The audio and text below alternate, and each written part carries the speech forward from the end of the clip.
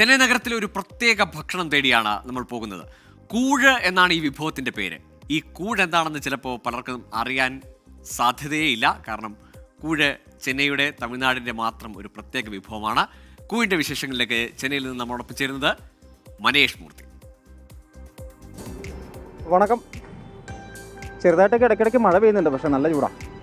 അപ്പം ഇന്ന് നിങ്ങൾക്ക് ചെന്നൈയിലൊരു ഭക്ഷണം പരിചയപ്പെടുത്താമെന്നാണ് വിചാരിക്കുന്നത്. അപ്പോൾ വെറുതെ പരിചയപ്പെടുത്തിയിട്ട് കാര്യമില്ല, ഒരുപാട് ഭക്ഷണ വെറൈറ്റികളൊക്കെ നിങ്ങൾ മുമ്പ് കണ്ടിട്ടുണ്ടാവും. ഇതൊരു പ്രത്യേക ഭക്ഷണമാണ്. കൂഴെന്നാണ് പറയുക. കൂഴ് എന്ന് ചെന്നൈയിൽ പറയും, തമിഴിൽ പറയും. നമ്മുടെ നാട്ടിൽ കഞ്ഞി പോലെ ഉള്ള ഒരു സാധനമാണ്. എന്തായാലും ആ കഞ്ഞി നമ്മളൊരു എക്സാക്റ്റ് കഞ്ഞിയല്ല. അപ്പോൾ ഈ കൂഴിൻ്റെ വിശേഷങ്ങൾ അറിയാം. എങ്ങനെയാണ് ഇത് ഉണ്ടാക്കുന്നത്, എന്തൊക്കെയാണ് അതിൻ്റെ ഗുണങ്ങൾ. ചൂടുകാലത്ത് മാത്രമാണ് വ്യാപകമായിട്ടുണ്ടാവുക, അല്ലാതെയും സ്ഥിരമായിട്ടുണ്ടാവും. അപ്പോൾ നമുക്കിന്ന് കൂഴിൻ്റെ വിശേഷങ്ങൾ അറിയാം. ഓക്കെ.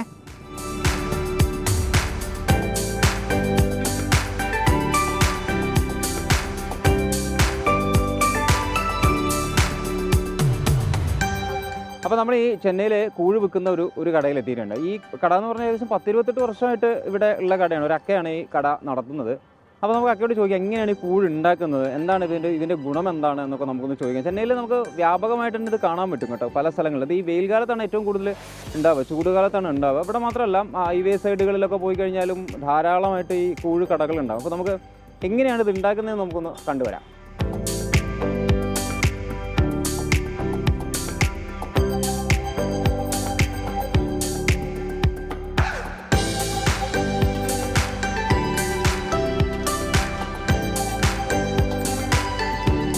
ஃபஸ்ட்டு வந்து மாவு அரைச்சின்னு வந்துடணும்.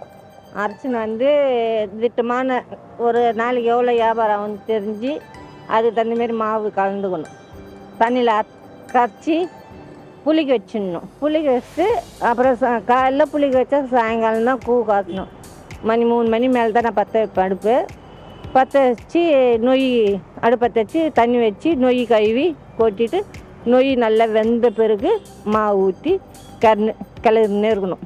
கிண்டிக்கினே இருந்தால் தான் அது கொதிக்கும். கொதித்த பிறகு அது வெந்துச்சுன்ட்டு அப்புறமா நாங்கள் ஆஃப் பண்ணிடுவோம். மறுநாள் அதை எடுத்து கரைச்சி வியாபாரம் பண்ணுவோம்.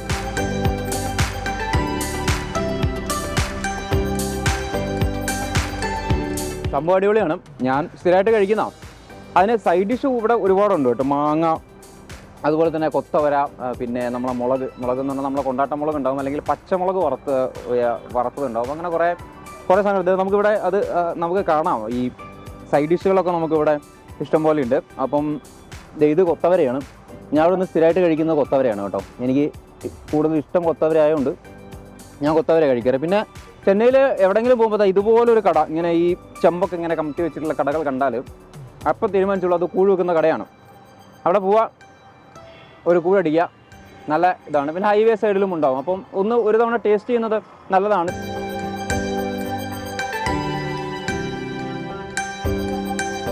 வருஷமாக வெறும் இந்த ராக்கி மாவு பூ தான் விற்கிறேன், வியாபாரம் பண்ணுறேன். அப்போ வந்து 5 ரூபா சொம்பு, 5 ரூபா வந்து அப்புறம் வந்து 7 ரூபா ஆச்சு. அப்புறம் ரவுண்டாக 10 ரூபா ஆச்சு, 12 ரூபா ஆச்சு, அப்புறம் 15 ரூபா ஆச்சு, அப்புறம் 25 ரூபா, இப்போதைக்கு 25 ரூபா. இந்த மாதிரி மானம் மூடிலாம் இருந்துச்சுன்னா வியாபாரம் ஆகாது. ஆனால் வெயில் டைமில் குறைஞ்சது ஒரு நாளைக்கு 2000 ரூபா, 1500 ரூபா, 1800 ரூபா சம்பளம்.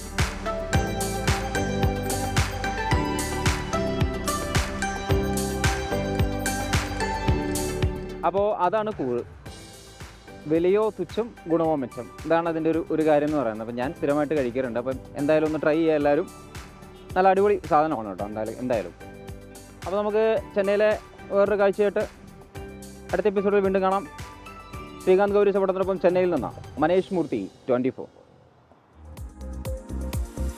അപ്പോൾ അങ്ങനെ കുറഞ്ഞ വിലയിൽ ആരോഗ്യകരമായ ഒരു ഭക്ഷണം, പ്രത്യേകിച്ച് പോക്കറ്റിൽ ബജറ്റ് ഫ്രണ്ട്ലി ആയിട്ടുള്ള ഒരു ഭക്ഷണം കൂടിയാണ്. സാധാരണക്കാരൻ്റെ ഭക്ഷണമാണ്.